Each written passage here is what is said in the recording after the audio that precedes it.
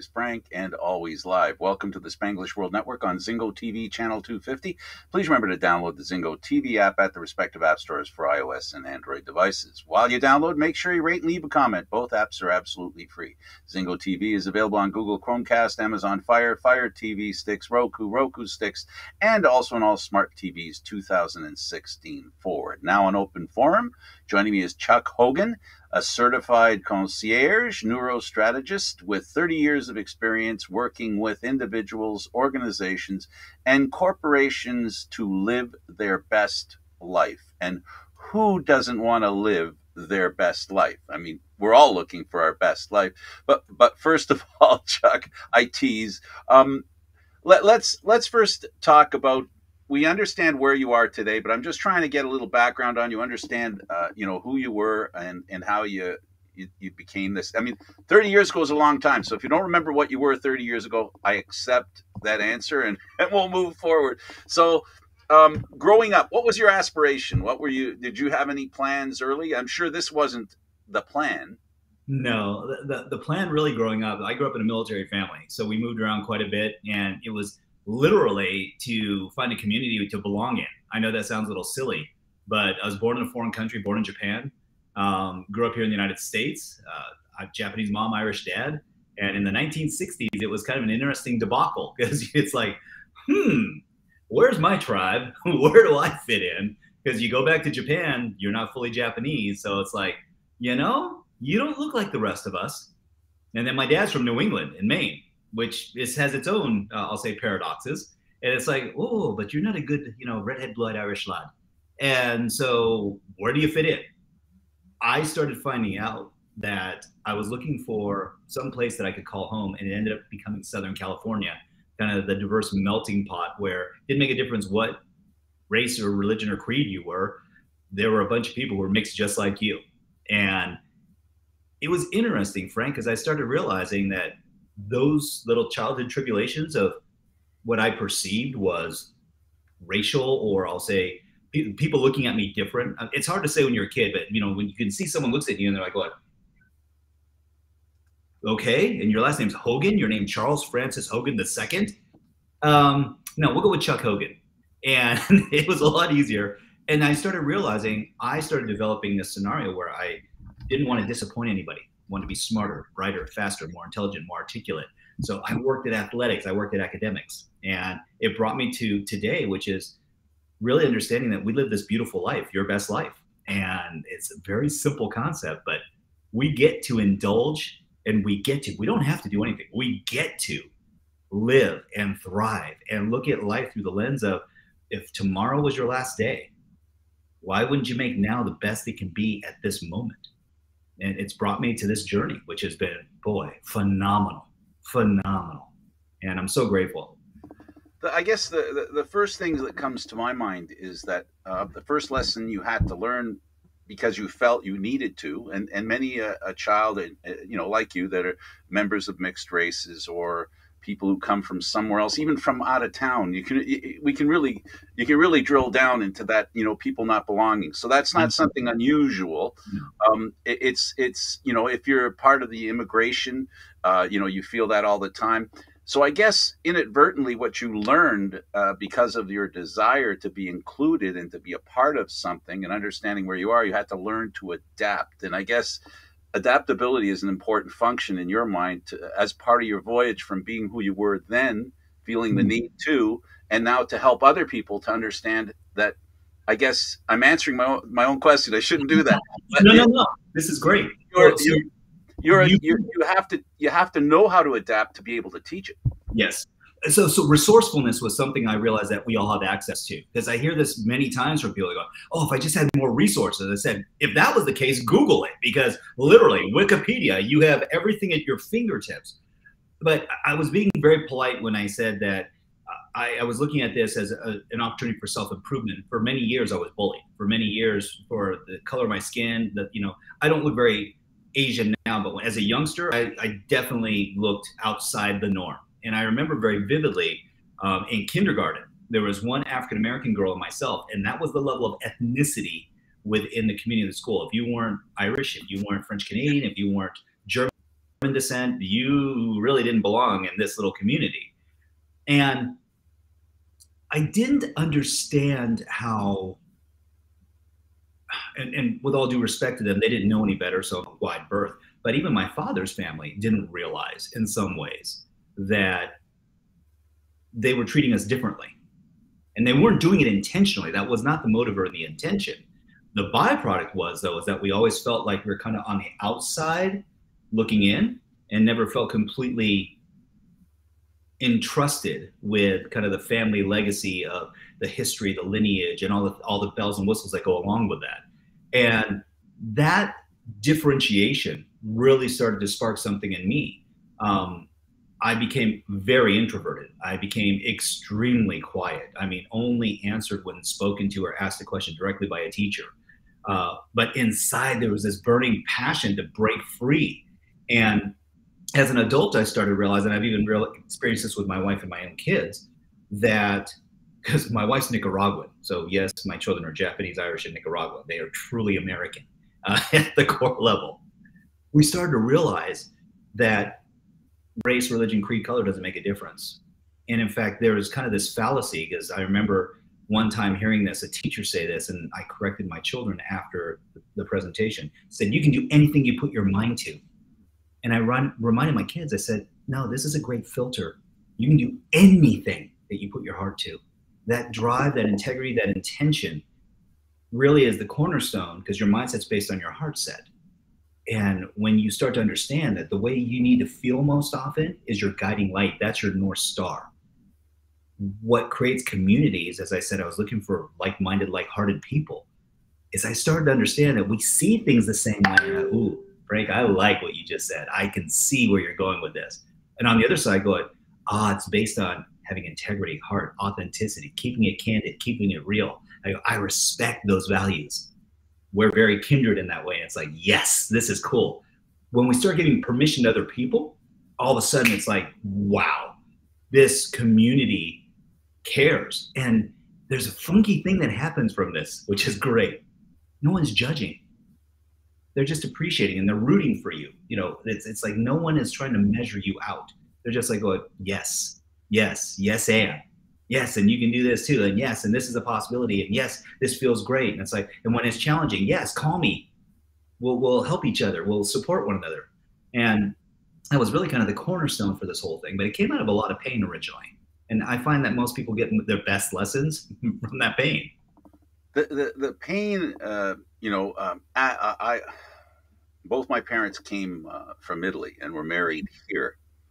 They grew up in the same town. I'm going to help by using my circumstance because I want people to know that I believe this. I believe that we're all strangers. It doesn't matter who we are, right? We all feel like we need to. It's not just because you're Japanese, Irish, and it's not just because I grew up with immigrant parents. Because within my experience, I had two parents the same, but I was born in Canada, and I grew up thinking, learning, and speaking the language, living the culture. Yes. And I began to think, and I was the first one born among 30 families that came here. Wow. So I felt like an outsider. So I understand what you're talking about. And what I'll ask is, how important is it to be confident enough to understand that believing you belong is half the battle of belonging, or more or less? That great perspective. I would say that understanding that you're not broken, that the universe divinely brought you into this creation for whatever reason, and that you matter, and that your spark and your energy is as important as a billionaire or as a pauper, that the innate blood that flows in our bodies, the carbon that makes us up, and I'm going to take it to maybe a little woo-woo level for just a moment, but it's scientific. We are made up of photons, neutrons, and electrons. Deepak Chopra says, then you're a being of light. Those are measurements of light and energy. So if you're swimming in a sea of energy, how can you be thirsty? How can you, feel dehydrated and less than or marginalized? And it's like, well, the fact of the matter is that we have this innate need, and it's a fight or flight mechanism. Some people call it innate fear that you're born with, that we're not enough. this concept that we're not fully cooked. And I go, I hope not. Because boy, when was that in your life, in this timeline of your life? What dot was that? And I was like, that's when you stopped living? Holy smokes, you're great at holding your breath. Because as far as I can see, you're still here thriving. And where I start to find, to your point, when we can do two things. One, appreciate all the blessings that we have in our life right now. Good, bad, and different. Everything is a blessing. Everything has an opportunity. It creates some value. And the other thing is forgiveness, not just of others, but forgiving self first for any indiscretion or judgment that we hold against ourselves, that we're not enough, that, can there always be a higher level? I truly hope so, because the human condition is that we're about growth. That's what life is. Life is this journey. I'm challenged by the fact, though, frankly, there's a lot of people who are living in a finite mindset. And Simon Sinek talks about this. And I love Simon. He just says, Simon says, and when Simon says, I listen. Simon says that in an infinite mindset, you know all the players. You do. And here's the other part. There's rules. And when you break the rules, there's penalties. Okay. But here's the biggest part about a finite mindset. The outcome is to win the game. And he offers an alternative perspective, which I fell in love with. Because there's no winning in love. There's no winning in relationship. It's not, hey, life, winning. No, if you're Charlie Sheen, maybe, because that was his coin phrase for a while. But the truth is, in an infinite mindset, you know some of the players, but they're changing. Because as you're growing and cultivating and your energetic center is shifting and you get to know other folks, it invites and incorporates other people in your life. I'm like, yes, there are no rules. They're like, oh, come on, that's anarchy. And I said, no, because there's value alignment. Oh, well, there's no rules. I said, then there's no judgment. There's only appreciation and measuring. And you can't measure what's not moving. So this is beautiful too. But the last thing is, and I'll end with this on this infinite mindset, the outcome of the game, Frank, is to stay in it as long as you can.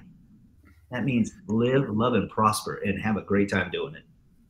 Well, the word infinite implies change, Yes, sir. right? So it implies that. So one must be prepared. If you're thinking infinity, then you're thinking of change. I guess let's get to what you do. And I guess if I think you used the word voyage. Life is a voyage, and sometimes when life is a voyage, it's nice to have a transom. Yes. Transit or a transit.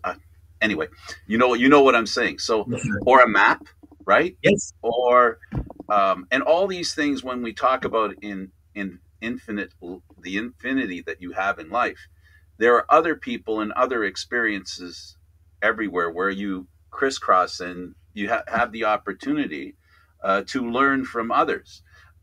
So this is where we find you, where you're trying to teach people. And I'll cut to the short of it, and you can, we can drill down deeper. The point is that when you look in the mirror, there's someone you see, and sometimes that person you see isn't really who's there.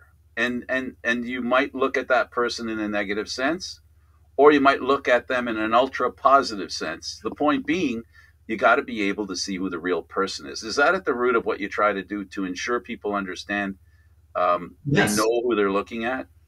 Well, it's part of it is learning to appreciate all parts of you, not just the parts that you love and adore and appreciate. So people go, oh, I have a great sense of humor. I'm very intellectual. I'm charismatic.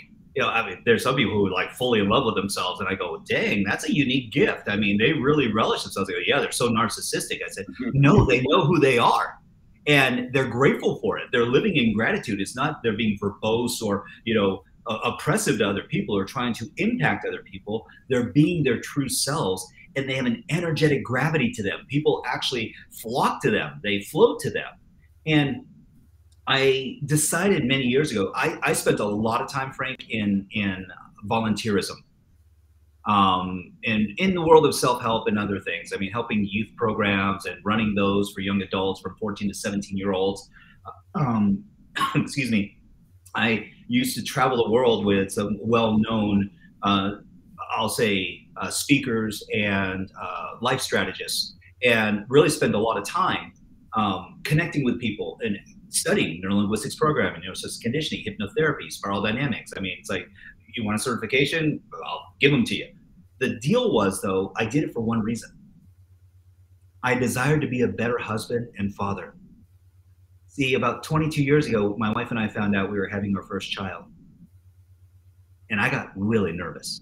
I mean, I was like, oh, okay, where's the instruction manual? You know, I'm calling my folks. I'm like, hey, what's the secret sauce? And they said, just love them. Just love them for who they are, how they come out, their quirks. Kind of like the John Legend song, all the curves and all their edges, all the perfect imperfections. And I was like, okay. And then I started realizing this isn't about the baby who's not even here yet. This isn't about my drop-dead gorgeous wife, who's the kindest human being I know. And this month, in fact, on the 12th, we're going to be celebrating 34 years together. It was about me. And I wasn't a guy who spent a lot of time on me.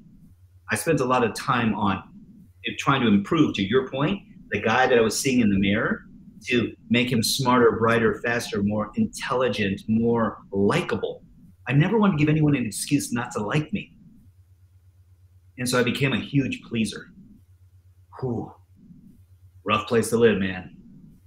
Because if you're a giver, how often are you going to give? All the freaking time. How often are takers going to take? Yeah, pretty much all the time. And then, of course, there's this other layer, which we'll call matchers. And some people call that transactional horse trading. I said, no, I call it necessary. Because then when you clearly define and articulate who you are, and they understand and appreciate your value, now you have a reciprocating relationship. And I didn't realize this, so I kept pleasing everybody. And I was literally contributing the equivalent of 2 weeks a month out of my schedule, sleeping time, working time, in volunteerism for no pay, to help spread the message of living a fruitful and empowering life. And I was like, wow. and then my wife reminded me, why are you doing this?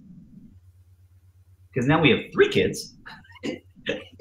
And my wife's like, and you have multiple occupations, and you're still traveling 13 times a year, but spending 20 to 22 hours a day in service. True story. And people are like, well, you do what? I said, dance on stage, get people hyped up, have interactions with people, keep people from suicide, self-harm, divorce. I mean, really deep scenarios, and help move them to a place of empowerment where they actually can see all the beauty that's in their life. And I'm not doing that. I'm supporting people who have a need to have this feeling, this elation, this release, if you will. And what a pleasure to be able to collaborate with other souls in helping them realize their dreams and happiness. Collaboration is important. Everything you just said there. When you talk about a giver and a taker, that's not a collaboration. I know you said it was sort of like the need, right? You find the person and you fulfill a need, but it's a need that goes nowhere, right? Because you need to have growth, and growth isn't just one line of communication between two, like a string and 2 cans, right? Let's get into the digital age. Well, and so part of this is that there's a huge misnomer with people, and they go, I'm seeking work-life balance. And I'm like going, okay. So let's chat about this for just 2 seconds, because it's real easy. You're not seeking balance. This is stasis. And as soon as we start to lean either way, we self-adjust and correct. It's like, again, there's no movement. There's no life here. There's just existing. This is survival. This at the rudimentary level of survival. And they go, well, show me thrive ideology, smart guy. And I said, great. This is thrive. They're like, what? I said, you're moving in a direction. So you can think of it like a disc that's fluctuating. I said, but when we intentionally elect cognitively to place our focus and emphasis on a way of living. And then we start to adopt. So I have this very simple technique. You really want to enrich in your life? It's very simple. And I'll show you how it fails very quickly. In fact, I'll start with that. Most people start with an outcome or a goal. We'll call that your ring finger. And then they go, I'm going to go ahead and back into an emotion or feeling. If I achieve this, I will feel this way, successful, happy, fulfilled. I'll have more money. I'll have prosperity. And then they take mammoth action. But you'll notice that there's this massive gap here. Well, what happens to the brain, Frank, if you don't hit this goal 100%? Pass or fail. It's a binary system. It doesn't know any gray area. So it doesn't go, oh, I did okay. No, pass or fail. 99.9%. We know the answer. You fail. And then we start talking to self and going, you know what? You couldn't pull this off. What's wrong with you? You fell short again? Dude, really? Come on. I guess you don't have the chops. I guess you're not worthy. I guess you really don't have what it takes. It's like, what the frick are you talking about? You got 99.9% of the way there and you're not applauding this? What is, okay, so let's stop because the system's broken. Because this outcome and goal wasn't even yours. You didn't pick it. You inherited it. You heard someone else go, boy, you know, if we have 100% growth, if we double up our business, we're going to be considered successful. And I go, okay, show me the metrics, show me the KPIs, show me the emotions and feelings that go around this to support it. And they go, well, no, dude, it's just a good number. Come on, why are you being so harsh? I said, because you're going to judge yourself compared to this outcome that you didn't even pick. So let's just put it away. And let's just start with this. How do you need to feel most often? Happy, elated, connected, contributory, valued, loved. Okay. Why is that so important? Because you are how you feel. You want to change the dialogue with someone in any conversation? I'm going to give you a one-word shift that'll do it. Stop asking them how they're doing. Ask them how they're feeling. How you're doing? Cognitive. Laundry list. You'll hear everything that went on there. How you feeling? Hey, you know what? Thanks for asking. I'm feeling pretty good, actually. Awesome. You can follow up with a question. So what have you been doing? Where have you been living? What direction have you been going in that's been allowing you to feel this way? Wait, it's that simple? Yeah. And you know what's great about direction? You don't judge it, but you measure it and you course correct. So if it's a millimeter or a mile, and they go, well, Chuck, come on, with all due respect, I've had my time where I've been going in the wrong direction. I said, great. Did you go all the way back to the point? Did you make a left at Albuquerque instead of a right? You're already in Colorado. I said, if you're going to course correct from here. That's what GPS is for. And you brought up a great point. It's because now as we're getting to this outcome and goal, this is the key to all of it. And you hit the nail on the head earlier in our conversation, Frank.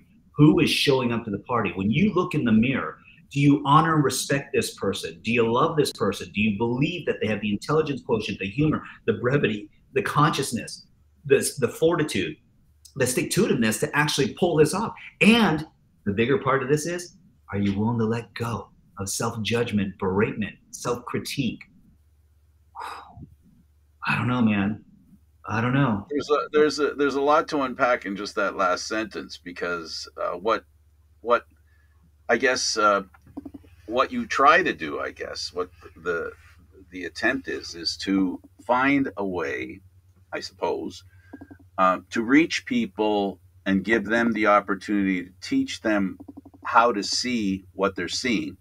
Yes. And how not to lose the context of what you want to be, and not let it get in the way. Because the toughest thing about being human is our insecurity kicks in even when we don't realize, actually, especially when we don't realize it. Yes, sir. So I guess that's one of the hurdles you have to come over or get over when we're talking about looking at that person in the mirror.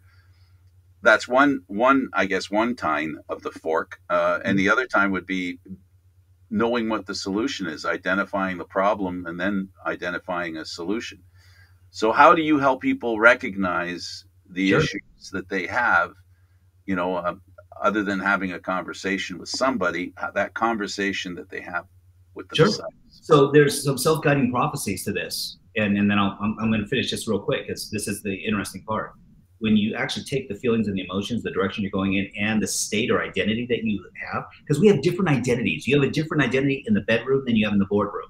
than you have in church, than you do on the playground. So we have these different modalities of self. Here's the interesting part, though. Anytime you judge the value of one of those identities, you lose access to all the resources that come with that identity. Brevity, knowledge, strength, courage, fortitude, integrity. You lose access to these metrics because we've made it wrong. So we marginalize and mitigate. The brain has to distort, delete, and generalize information. So when we're sorting and bringing stuff in, you can't concentrate on everything.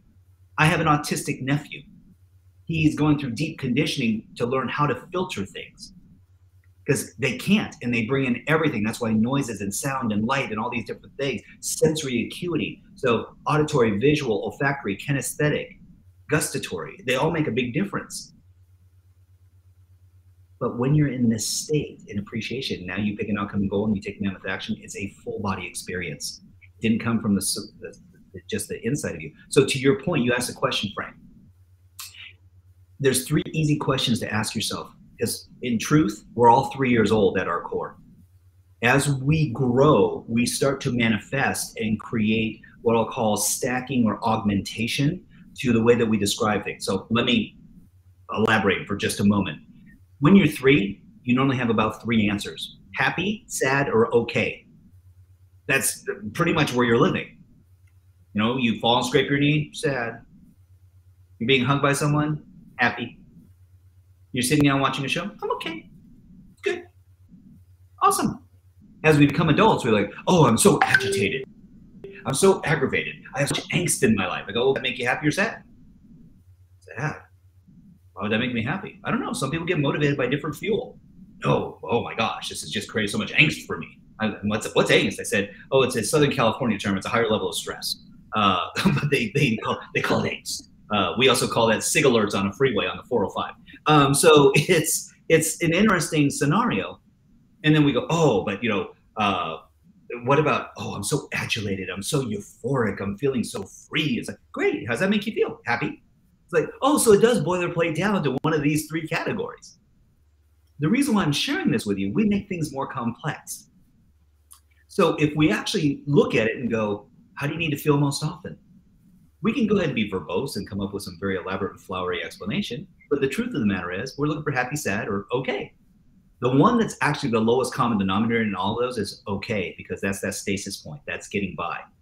When you're sad, it can actually be used as a motivator to help give you a learning or lesson where you can move towards feeling happy. I found that there's 3 questions you can ask yourself or anyone else. And this is one of the things that we teach. And it's ask yourself, how do I feel right now? Right now. Oh, I'm feeling pretty good. Great. What are some of the things that you experienced today that allowed you to feel this way? Oh, well, I had this challenge but we had a great conversation about it. And then I had a great lunch and a conversation with someone else. And then, oh, and I closed the deal. And then I'm working on some other deals. I said, oh, so possibilities and integration and connection. That's awesome. Yeah. And they go, well, what's the follow-up question? I said, well, would you like to feel more of this? And if not, how would you like to feel instead? Because the truth is, it's never about the action. It's never about the situation. It's only the meaning that we assign to whatever is going on. Some people go through the exact same situation and have a completely opposite reaction. They're going, how the heck did you even find that within your own psyche to have? They go, I don't know, man. I don't look at life that way. And it's like, okay, that's really cool. And other people go, what do you mean? Are you nuts? How can you not be offended? How could you not be triggered? I go, oh, the T word. Woo, this is a whole nother show. Because people go, oh, I was so triggered. And I go, okay, positively or negatively? They go, I just told you I was triggered. I go, well, why is triggered always negative? I said, it's just an action. You can be triggered positively. And then I go, and what does that look like? I said, celebration, euphoria, ecstasy. Like, wow, you're pretty out there, aren't you? And I go, why? What does trigger mean to you? Oh, I'm ticked off. Oh, someone's going to pay. You have no idea. No one leverages me like that. I was like, whoa, whoa, whoa, whoa. You're going down a rabbit hole. I don't even know what happened. I just asked you a question. That's part of the issue. That is part of the issue. I have a something, a thought that I have, and that it Please, reminds me of what you said as far as, happiness has different, you know, faces, if I can use that term. please. I say to myself, sometimes when I was working, I'd get very tired and I'd fall right back to sleep. But even in that tired moment, you feel like you've accomplished something. So I'm just trying Yes, to spin what you said a different way, right? absolutely. So there's happiness in being tired. You would assume that being tired is a sad thing. Oh God, I'm tired. But in that One, sadness, you can find the light that you talk about. That we're all, lots of light. I've been reminded many times in my life, Frank, and this is a lesson I have aspired to teach my children at a high level. And I said, everything in life is discretionary. Everything. In order to have the most minuscule trinket or bauble or experience, you will spend some form of currency, energy, time, intention, money. But your essence, if you will, and the gift that you can give to you, what actually sets us the most free in the human condition is our vulnerability. When is life and love the most deep? It's actually the most deep when we actually give ourselves unconditionally to another soul. And it's like, wow, the beauty that comes from that, the security and the fear that comes from that. It's like, gosh, I hope they don't hurt me. Oh my gosh, I hope that they're a really good person. Oh, please don't toy with my affections. It's like, well, I'll break up with them before they break up with me. Yeah, very machismo, masculine alpha male thing to say. And it's like, going, no. And then their core, they're like, going, oh my gosh, she's amazing. And I really hope that she just likes me for me. Oh, wow. Yeah. So that worthiness quotient question again that starts to come up. It's like, am I worthy? Am I worthy? Am I worthy? And it's like, going, you know when you're worthy? This is a very interesting thing. You're worthy when you decide that you're not broken, that you're just on this adventure and that conditions are going to change. And that is the constant that you can rely on, irrespective of how well you plan. And there are people who are planners. Oh, you know them. I've got them in my life too. And they're remarkable human beings. And in fact, I remember this saying, fortune favors the prepared mind and soul. So I know a lot of people who are preppers. And I go, oh, well, I've got food put away. And I said, well, what are you expecting? The zombie apocalypse? It's going to be World War Z and there's going to be this virus. And they go, hey, we just had COVID. You never know. And life after COVID has been extremely different than life pre-COVID.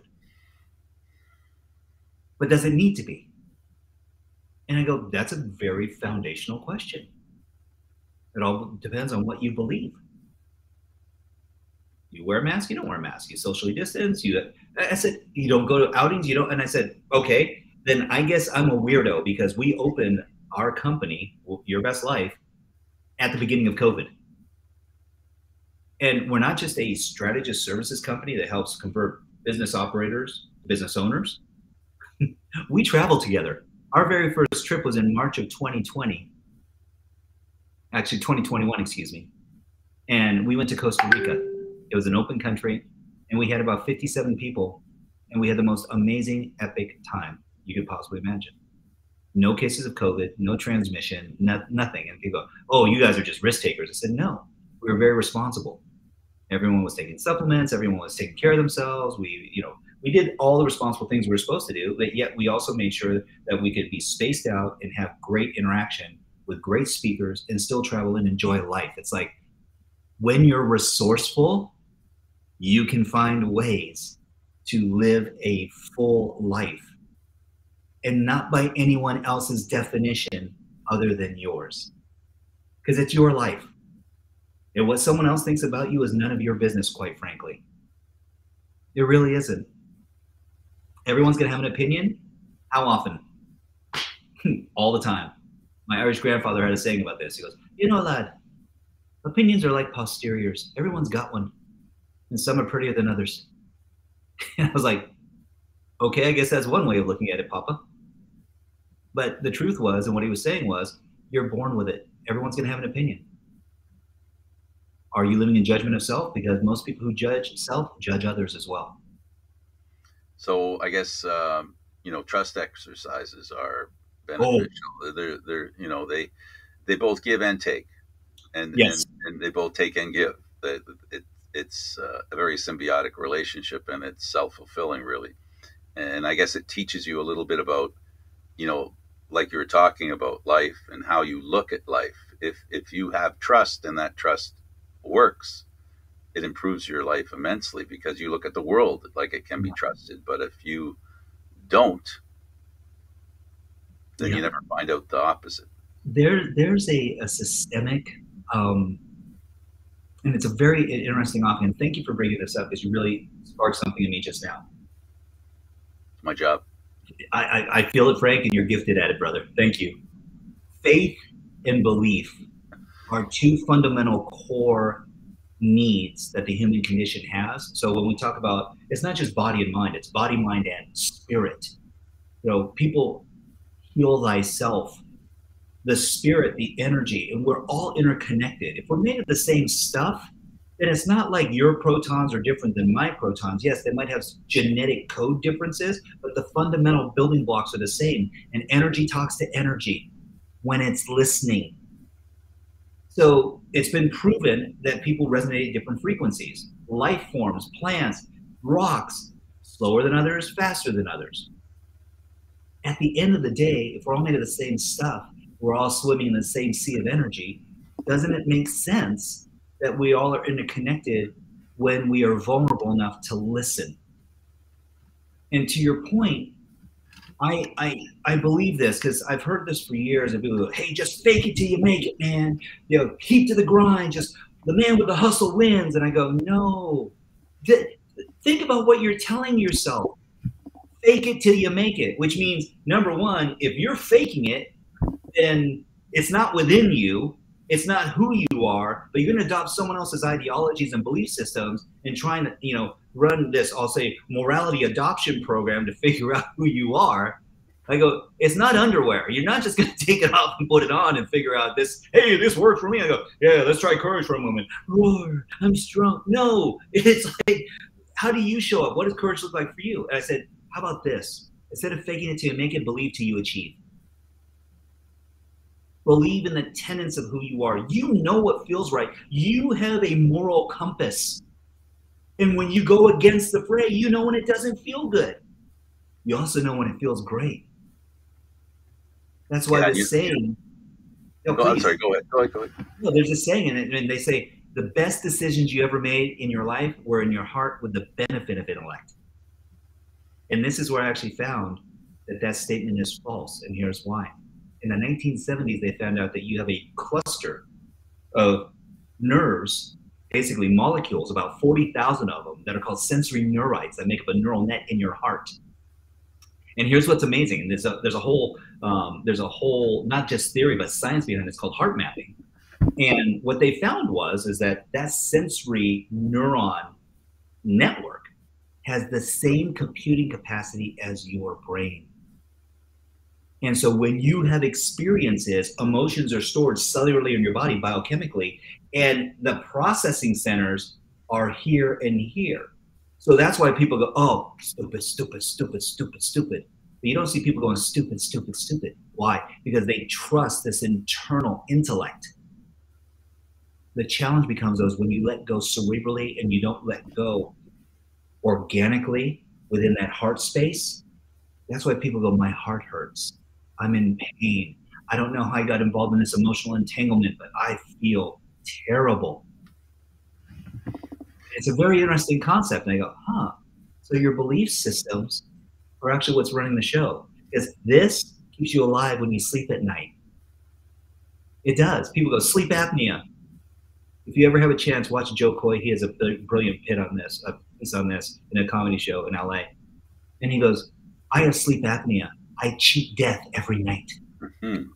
And I was like, going, that's brilliant. He goes, this doesn't talk to this when I'm sleeping. And I was like, interesting. But yet your heart still beats and you still breathe. I said, so there is a core operating system in you that isn't judging you. It doesn't go beat again. 3 times would be nice. Oh, 4, we're on a roll. 5, we're feeling high. It's like, no. Your heart continues to beat. And it adjusts accordingly to the demand on your body. That's not something that you decide in your head, or whether or not the LA exchange of oxygen in your lungs turns into something that fuels you and feeds every cell and corpuscle in your body. No, it's a fundamental core of who we are. Human beings, not human doings. You know, the thought that runs through my head, and what you were talking about there, to help people relate, and this is how I look at learning things, adapting, the word that we used earlier, and connecting. One of the things that I find is a great example of life and overcoming things is, and learning things is, if you remember what a VCR is, I think you're old Yes, enough sir. to know what a VCR is. Yes, sir. If you remember, we always had to set the clock on there. And mine blinked at 12 p.m. or 12 a.m., whatever it was, 12 incessantly for a very long time, until I said to myself, you know, I'm going to conquer this. I'm going to make the time be right. And yes, it seemed like the biggest challenge. And then every time there's a blackout, it's boop, boop, boop, boop, done. So part of your, I'll say, your job and your talent and your ability for someone like yourself is to cut to the chase. Speak to that, on getting to the point quickly. Yes. We tell it, there's no such thing as an inconsequential lie. And I find that people are lying to themselves on a regular basis in order to marginalize or to minimize impact or exposure, i.e., I don't want to be vulnerable. And to that end, I remind folks all the time, you can travel to a foreign country. You can even travel at the speed of light. You cannot outrun you. So when the circumstance of understanding or misunderstanding lies within the core of you, we have an opportunity. Be real. We cannot influence anyone else if we can't even influence ourselves. Yet most people will do more for other people than they'll ever do for themselves. And this is the human condition. It's a beautiful testament. And it's also a little frightening. This is one of the reasons why you can see folks like John Candy, Heath Ledger, Philip Seymour Hoffman, and to some degree, Robin Williams, or most recently, Twitch. People who bring so much joy to this world, people who impact and effect and affect people. And they are just these guiding, brilliant, beautiful stars of light. And yet they leave.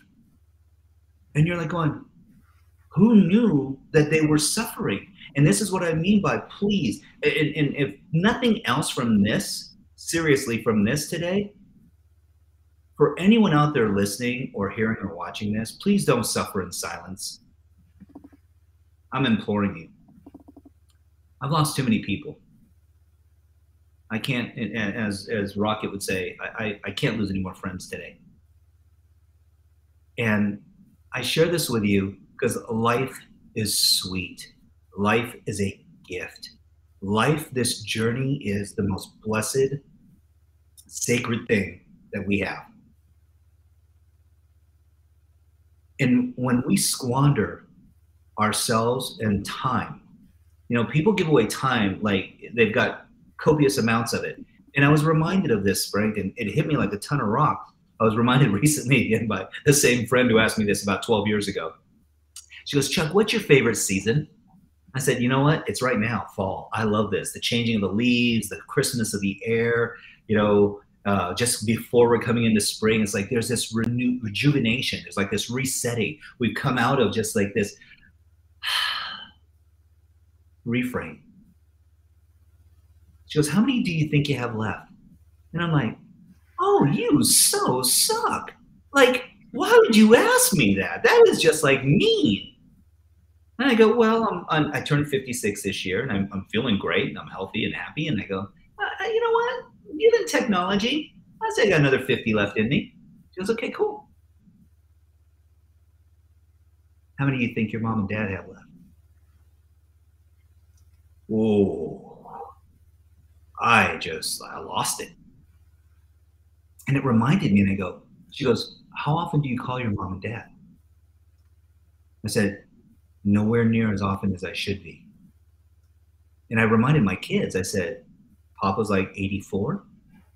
I said, your Nana is 81.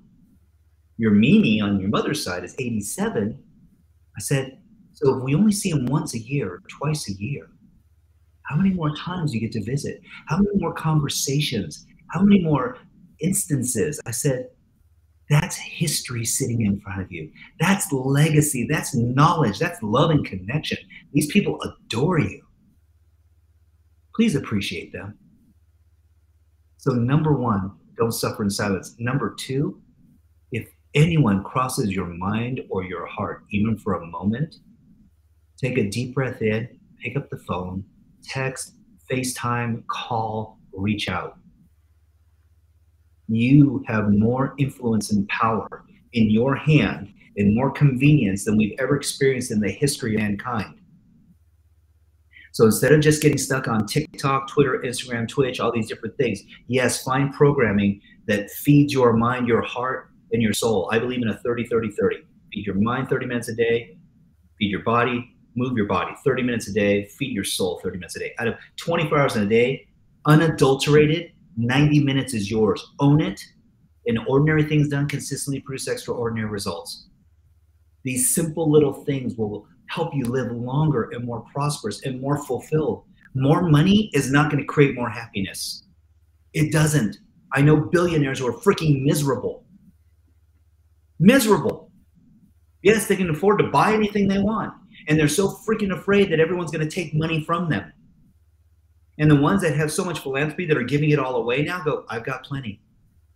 And they are choosing to change the world with the impact of what they can help create and facilitate for other people. I go, thank you.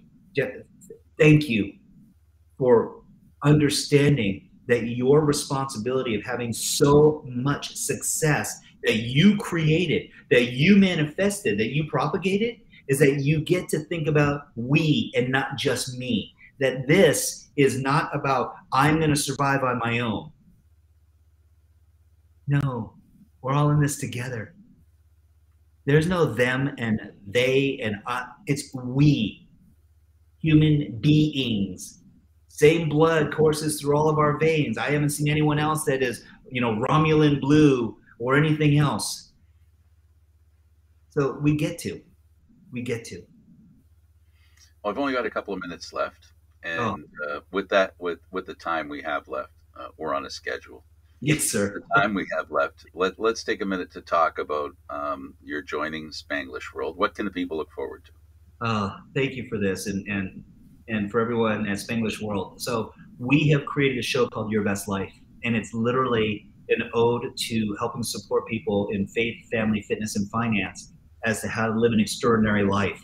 Whether it doesn't make a difference what walk of life you're from, it doesn't make a difference what your socioeconomic state is, what language you speak. It literally is about understanding that we are all in this together, and that there are some brilliant people who have dedicated and committed their lives to providing programming to give us insights and actionable items and better questions to ask, maybe a different point of view that will help support you in your journey. And we're going to have fun along the way. Yes, it's humorous and it's playful and fun, but the best part is it's real and it's honest and integrous conversation. No different than this, Frank. I appreciate your candidness. I really do. And this is, I'm blessed to be here with you today. I really appreciate you. Well, it's my pleasure. And it's always nice to look into the buffet of life. Yes. And how, you don't have to gorge on it, but, you can pick out stuff you like, and you don't have to eat everything today. The nice thing about the buffet of life is you can go into a section one day and go into another. And as you said, 30, 30, 30. You can only eat the elephant one bite at a time. Absolutely. I know people who've been trying to swallow the whole thing. And some people have even, because they're achievers, they go for the brontosaurus. It's like, okay, whoa. That's like 10 elephants. All right. Okay. It'll work. Well, listen, thank you for doing this. It's a pleasure. Welcome to the Spanglish family, and I wish you all the success in the world. and to you, continued success. And again, thank you for this forum and opportunity.